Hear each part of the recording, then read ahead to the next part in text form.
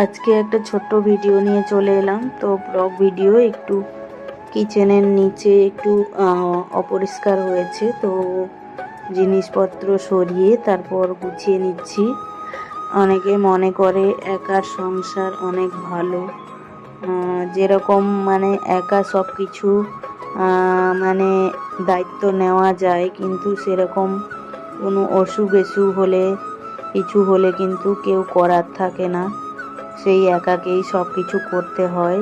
আর একটা বাচ্চা আছে, ওকে সামলে সংসারটা সামলাতে হয়, অতটাও সোজা নয়। আর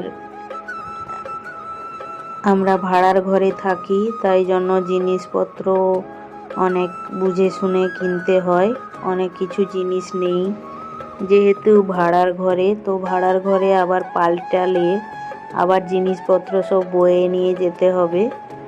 তো এই জন্য তো কথা বলতে বলতে আমার কাজ শেষ হয়ে গেছে, পোছা, ঝাড়ু মারা, পোছা।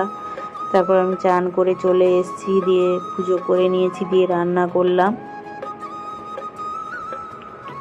তারপর আজকে রান্না করেছিলাম এই যে চিচিঙ্গের চচ্চড়ি আর চিংড়ি মাছ দিয়ে আর ঢেঁড়স দিয়ে টক করেছিলাম তেঁতুল দিয়ে।